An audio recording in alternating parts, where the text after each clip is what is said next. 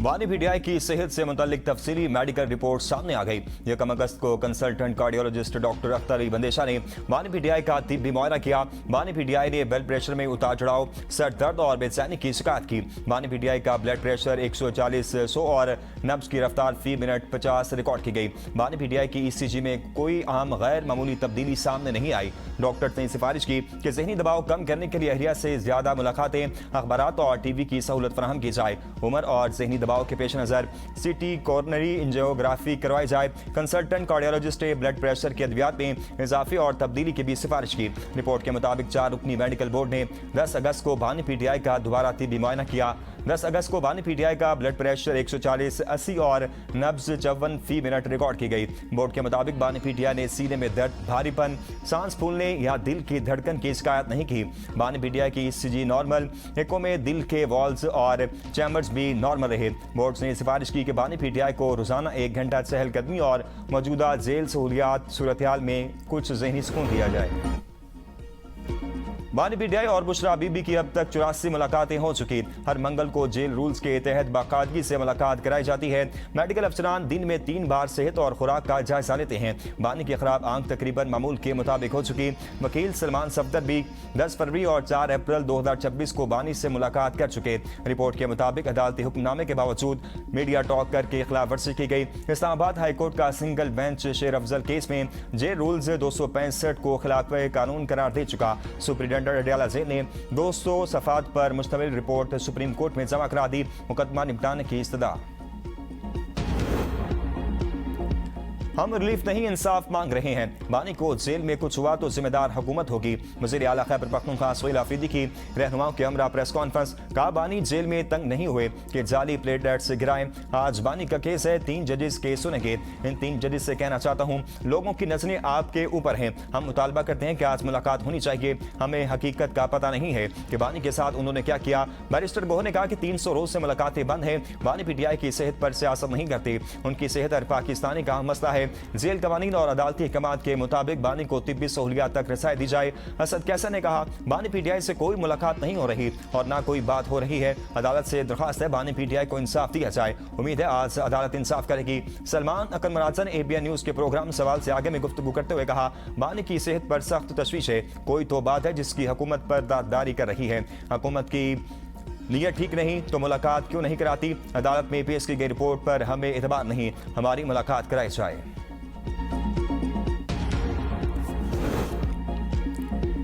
PTI से मुलाकातों में ना कोई चीज पकाई जा रही है और ना पक रही है। हम बानी पीटीआई के मामलात पर भी बात करने को तैयार हैं।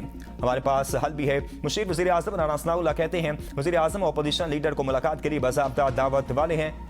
अपोजिशन लीडर जिस मसले पर भी बात करना चाहे, वज़ीर आज़म की तरफ से कोई मसला नहीं होगा। 27 सितंबर का पीटीआई ने फिर चढ़ाई का अल्टीमेटम दिया हुआ है। एक तरफ 20 लाख बंदों को इस्लामाबाद लाना चाहते हैं, दूसरी तरफ मुलाकात का कहते हैं। बैरिस्टर गोहर के साथ मुलाकात का मकसद इनसे ताज़ियत था। तारिक फजल चौधरी ने कहा, बानी पीटीआई के इलाज में कोई कोताही नहीं बरती जाएगी। बानी की सेहत से मुतल्लिक हमें फिक्र है और हम इनके लिए दुआगो हैं। बानी की अहलियत से मुतवातर मुलाकातें होती हैं।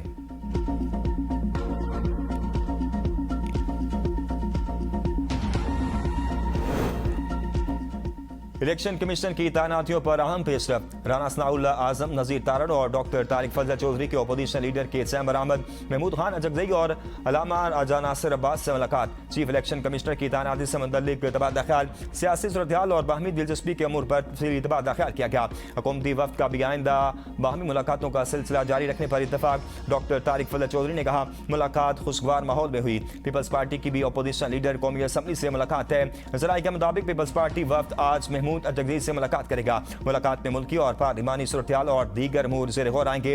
वफ्द में राजा परवेज अशरफ, नवीद कमर, शीर रहमान, सलीम मांडवीवाला शामिल होंगे। जो मर्जी कर लें, सिंध में कोई सूबा नहीं बनेगा। सूबाई वजीर सईद गनी का 2 टोक मौक़िफ़। कराची में मीडिया से गुफ्तगू करते हुए कहा, वज़ीर दाखिला की सियासी हैसियत क्या है, सिंध के अंदर सूबा बनना चाहिए या नहीं, इसका फैसला सूबे के अवाम करेंगे। MKM ज्यादा उछल रही है, जो बोलेगा उसे जवाब मिलेगा। दिफाई ज़रूरियात के लिए विफाक को पैसा देना कोई बुरी बात नहीं, तमाम सूबों को हिस्सा डालना चाहिए। हाफिज नईम अच्छे आदमी हैं, अपने तर्ज अमल पर गौर करें। एहतजाज के लिए बेहतर तरीके भी हो सकते हैं। ऐसी जगह मुजाहरा ना करें जहाँ हमदर्दी भी पैदा ना हो। सूबों की बात करना जुर्म नहीं, आइन में सिख मौजूद है। एस्टैब्लिशमेंट सूबों के हवाले से कोई तजवीज़ रखेगी तो हुकूमत बात करेगी।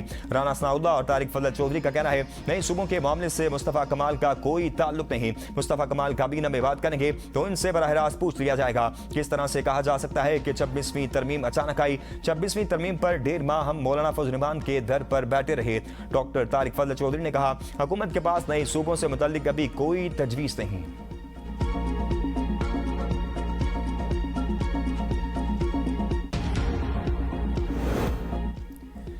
मुल्क में नए इंतजामी यूनिट के क्याम के लिए कौमी मुबासा। नून लीग के बैरिस्टर अकील मलिक ने कहा नए इंतजामी यूनिट्स के क्याम के लिए कौमी सतह पर वाज़ेह पॉलिसी जरूरी है।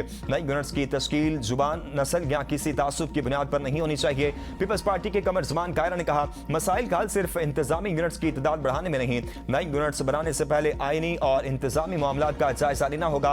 MKM के मुस्तफ़ा कमाल ने कहा आबादी में गैर मामूली इजाफे के बाद मौजूदा इंतजामी ढांचे पर नजरसानी जरूरी है। मसाइल की मुनसिफाना तकसीम से इंतजामी यूनिट्स की मुखालफत कम हो सकती है। PTI के सलमान नकमराजा ने कहा सूबों की तकसीम से हुकूमत और अवाम के दरमियान मौजूदा फासले खत्म नहीं होंगे। मकामी हुकूमतों को बाख्तियार बनाए बगैर निचली सतह पर मसाइल का हल मुमकिन नहीं। फवाद चौधरी बोले आबादी के लिहाज से नए इंतजामी यूनिट्स कायम होने चाहिए। अवामी मसाइल के हल के लिए मजबूत बल्दियाती निज़ाम होना चाहिए। जमात इस्लामी के लियाकत बलोच ने कहा आम कौमी मामलात पर वसी और संजीदा मुकालमे की जरूरत है। इस्लाहात आईनी और जमहूरी दायरे में रहकर होनी चाहिए।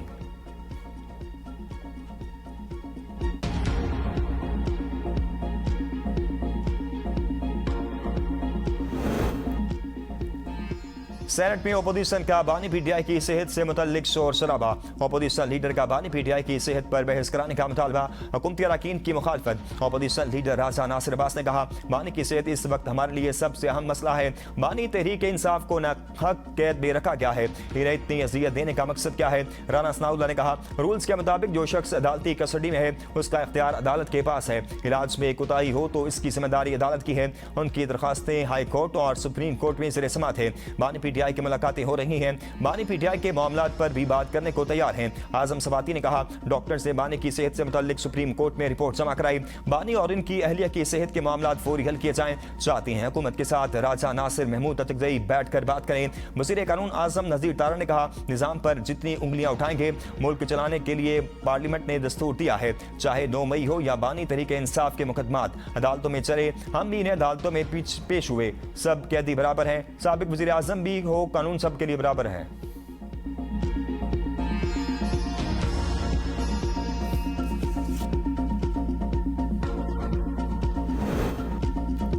सुप्रीम कोर्ट में बानी PTI के मुकदमात आज समाअत के लिए मुकर्रर। मुकदमात की समाअत जस्टिस शाहिद वहीद की सरबराही में होगी।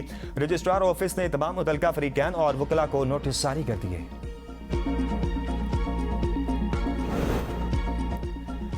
पेट्रोलियम मसनूआत की कीमतों में इजाफा। पेट्रोल 5 रुपये 77 पैसे, डीजल 6 रुपये 47 पैसे फी लीटर महंगा। नोटिफिकेशन जारी। पेट्रोल की नई कीमत 331 रुपये 20 पैसे और डीजल की नई कीमत 390 रुपये 42 पैसे फी लीटर मुकर्रर। डोनाल्ड ट्रंप के ईरान के बाद अपने इत्तेहादी ओमान पर हमले की धमकी। कहा ओमान ने हुर्मस में अमेरिकी काविशों में मुदाखलत की तो इसे बुरी तरह बमबारी का निशाना बनाएंगे। ट्रंप ने जंग के खात्मे के लिए तेहरान को सफेद झंडा लहराने का मशवरा दे दिया। फॉक्स न्यूज को दिए गए इंटरव्यू में कहा कि ईरान के हवाले से इनकी हिकमत अमली के लिए कोई मुकर्ररा वक्त नहीं, तनाज़े खत्म करने की भी जल्दी नहीं। अमेरिका में होने वाले वस्त मुद्दती इंतखाबात भी ईरान के हवाले से उनकी सोच या फैसलों पर असरअंदाज नहीं हो रहे। अमेरिका और ईरान के दरमियान बराह रास्त पसे पर्दा राब्ते का एक चैनल मौजूद है जिसमें ईरानी पासदान इनकलाब से वाबस्ता हुक्काम भी शामिल है।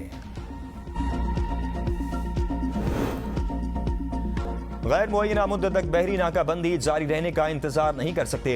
ईरान की अमेरिका को चंद हफ्तों की डेडलाइन। ईरान का दिफाई पॉलिसी तब्दील करके मुकम्मल जारहाना मौक़िफ़ इख्तियार करने का फैसला।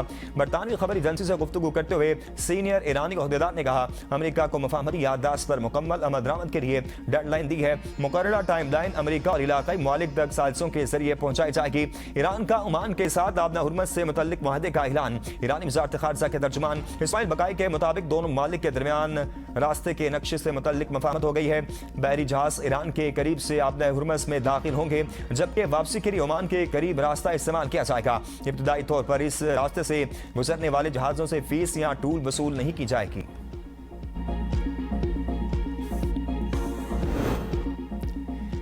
वज़ीर आज़म का इस्लामाबाद टेक्नोलॉजी पार्क की तकमील में ताख़ीर पर बरहमी का इजहार। इजलास से खिताब करते हुए हिदायत की कि इस्लामाबाद टेक्नोलॉजी पार्क की तामीर को जल्द मुकम्मल करने और टेक्नोलॉजी पार्क को तरजीही बुनियादों पर फाल किया जाए। वज़ीर आज़म ने मज़ीद कहा कि इस्लामाबाद टेक्नोलॉजी पार्क को चलाने के लिए मुकम्मल तौर पर आउटसोर्स किया जाए। शहरियों को बर वक्त शफाफ आसान डिजिटल खदमात फराहम के लिए तमाम मुतल्लिका इदारे मरबूत अंदाज में काम करें। शहरियों को सरकारी खदमात के असूल में सहूलत फराहम करना हुकूमत की तरजीह है। आज़ाद कश्मीर में नून लीग हुकूमत बनाने के लिए तैयार। साबिक वज़ीर आज़म आज़ाद कश्मीर सरदार अतीक को तारीखी शिकस्त देने वाले साजिद इकबाल का नून लीग से इत्तेहाद। मुशीर वज़ीर आज़म राना सनाउल्लाह की लीगी रहनुमाओं के हमरा प्रेस कॉन्फ्रेंस। कहा कश्मीरी अवाम ने नून लीग की पर एतमाद का इज़हार किया। आज़ाद कश्मीर की सूरत हाल को दुरुस्त करने के लिए नून लीग को मैंडेट मिला। असम्बली मुकम्मल इख्तियारात के साथ काम करेगी। उम्मीद है हमें 2/3 अक्सरियत मिलेगी। इस वक्त 25 नशस्तों पर नून लीग के उम्मीदवार काम हो चुके। मखसूस नशस्तों के बाद मुस्लिम लीग नून की नशस्तें 33 के करीब हो जाएंगी। बाकी 7 नशस्तों पर इंतखाबात में नून लीग मसीह 3 नशस्तें हासिल कर लेगी तो 2/3 अक्सरियत मिल जाएगी। आज़ाद कश्मीर के हालात पर काबू पाने और तामीर और तरक्की के लिए 2/3 अक्सरियत की जरूरत है। जमात इस्लामी के धरने जारी। 3 साल के लिए पेट्रोल 225 रुपए फी लीटर करने का मुतालबा। लाहौर में वज़ीर आला हाउस के बाहर Mall Road, Charing Cross, Karachi, Peshawar और कोयटा में गवर्नर हाउसेस के बाहर कारकुनान के धरने। लाहौर में धरने के बायस माल रोड और अतराफ की सड़कों पर ट्रैफिक का निज़ाम बुरी तरह मुतासर। जमात इस्लामी के मुताबिक धरनों में मरहला वार मुख्तलिफ इजलास से कारकुन शरीक हो रहे हैं। मुतालबात की मंजूरी तक 4 सूबों में धरने जारी रहेंगे। अमीर जमात इस्लामी हाफिज नईम का कहना है कोई हमें हुब्बुल वतनी ना सिखाए, गद्दारी के सर्टिफिकेट तकसीम करना बंद करो, हम लड़ते और जद्दोजहद करते रहेंगे। जमात इस्लामी सियासत किसी खानदान की हिफाजत के लिए नहीं करती।